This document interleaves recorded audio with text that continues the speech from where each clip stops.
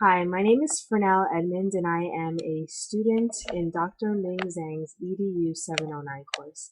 This screencast will briefly cover Lesson 1 and Lesson 2, my Weebly website, and my Smartboard lesson. Now, I'd like to start by just briefly sharing my outline for Lesson 1. Weebly in my particular website is being used for teachers working in urban education communities. It is to serve as a guide to support teachers by just helping them to see how they can increase attention, engagement, and academic achievement in the classroom. It contains the following pages, one for technological innovations, one for best practice strategies, and finally, a page for website recommendations. The functions of Weebly are vast. You can use a classroom website to communicate calendars, curriculum plans, updates, class and curriculum material, pictures, videos, timelines, reviews, homework, and so on, all in one convenient place. It allows teachers to, or educators to post information that parents can use, that students can use, and really just help with the overall flow and effective communication in the classroom.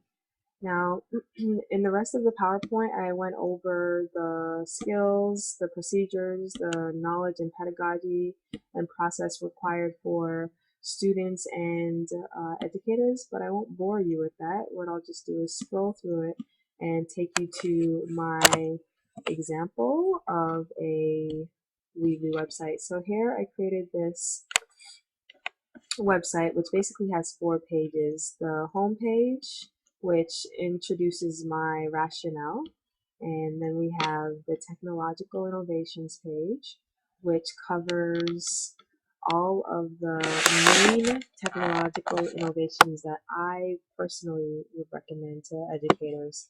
So we have Weebly, Wiki, BrainPop, Smartboard, WebQuest, YouTube, and then a variety of software that can be used in the classroom. Not only did I place a link of an example under each innovation, but I also typed up a brief description of the function and benefits of that specific innovation. So feel free to scroll through and see what might be particularly benefit to you and your students. Next, we have best practice strategies. In this portion of the lesson, I cover strategies that teachers can implement for all students, like providing clear grade, age appropriate assignments, tasks and assessments that coincide with standards, writing a daily agenda on the board for all subjects, assignments, tasks, and objectives. That helps students to stay on task and prepare and brace themselves basically and prepare the material for what is coming next. Also modeling assignments for everyone and providing outlines. These are basic guidelines and best practices that can help with educating all students. Then I'd like to just highlight the ones for oh, and let me just point out real quick, the whole brain teaching strategy that I point out, I also posted an example of me using whole brain teaching while teaching my science class. Another really great element that you're able to use on Weebly is that you can easily integrate pictures and videos and whatnot directly from YouTube. Now, if you scroll to the bottom of the page, you can see my strategies for working with special needs and gifted students, students that hate group work or are shy, if they're afraid of technology, the infamous know-it-all, and English language learners. All English language learners learn differently. However, these are specific strategies that tend to work with the general body. Now, on the next page, you can see recommended resources. I broke into 14 specific categories. Here you can basically click and be directly connected to the link for each resource. So if you're trying to find class website or wikis and information on how you can build either one if you're looking for course management, if you want to create a presentation, collaboration tools, classroom management, social networking, idea and resource sharing, mind maps, graphic organizers, blogs, screencasts, audiobooks, assessments, academic games, lesson plans, and photo management tools. You can definitely check out the links that I've posted here. Hopefully they'll be of use. I'm going to head back to the PowerPoint lesson 2. So let's move on to the smartboard. The smartboard is a wonderful resource that can allow you to allow you to instruct and present material in an engaging, interactive manner. Now, what I love most about the smartboard is that it allows teachers to write the same way you would on a traditional board, only you can save the screen and move on to a whole entire new screen, so you're not restricted to just the regular normal size board as you would have been using a traditional whiteboard or chalkboard. Now, it also allows benefits like taking notes, brainstorming, annotating, highlighting, inputting images, words, and videos, many different types of interactive multimedia technology where students can play games, collaborate, conduct activities, and just a variety of tasks using the smartboard. I'm going to show you a quick clip of an activity that I use with my students. First, I'll just take you through the rest of these slides. So we have technology and resources that you'll need. We also have the skills and knowledge that are required of the students. We have what students are asked to do exactly. Here's a 10-step procedure of the project, and then the 11th step is just me reminding you that there's a help feature. It looks like it just got cut off down there, but basically these are the procedures that would help you to get on the smartboard, especially if you're using it as a new user. Here we also have advantages, disadvantages, instructional strategies, and innovations that can easily be transferred to other teachers. Now, I'd like to show you a quick clip of the smartboard. Great video that I found on YouTube by Freestorm Visual Collaboration Solutions. I'm just going to skip through a little bit. And so here's a smartboard. Here's a whiteboard. There are projectors on top. You can also have a projector that faces the board, although by people walking in front of it, that could cause some disturbances. We have at the base of the whiteboard, we have a pen tray.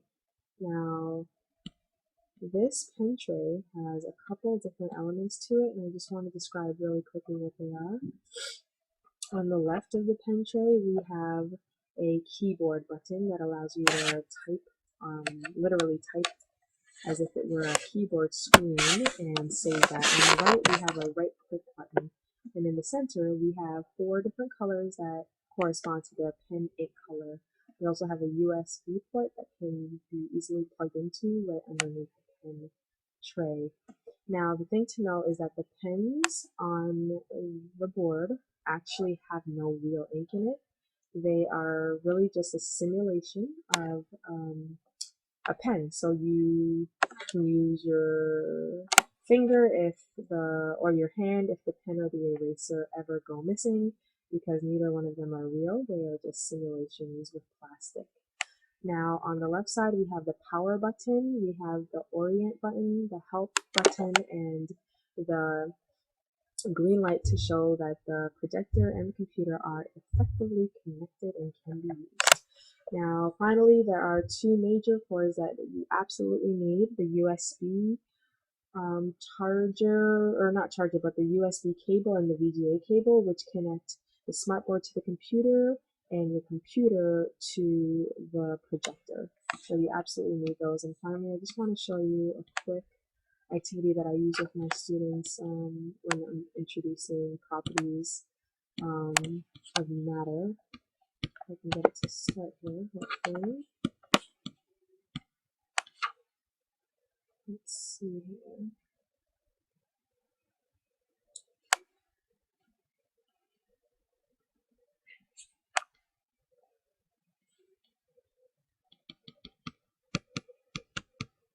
Alright, so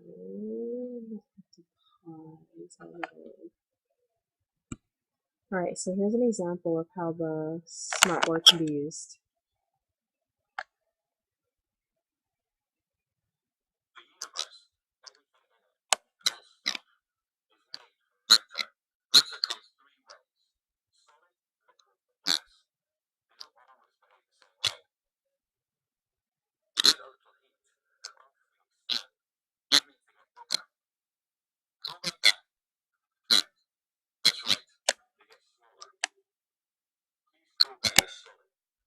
So at this point, I could call in a student that could come up, hold down their finger against the board, and drag it right over.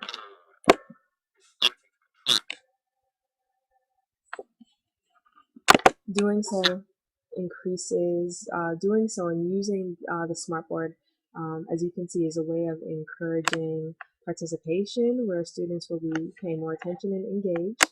And research indicates that when students are paying attention and engaged in the lesson, that they retain information better, that they understand it on a deeper level, and that they are likely to remember it better when it comes to assessments or creating something with what they've learned, hence leading to increased student academic achievement, which is extremely important. And that's basically it. So as you can see, I covered my Weebly website and how I would love to be able to educate other educators just with the information that I've acquired over the years and how it's worked for me in my classrooms, and giving you a little how-to and the get-to-know-you video about the smartboard, and then an example of how I use the smartboard in my classroom to improve attention, engagement, and student academic achievement. Hopefully you have enjoyed learning about this, and feel free to go back to my PowerPoint at any time and click through it if you'd like.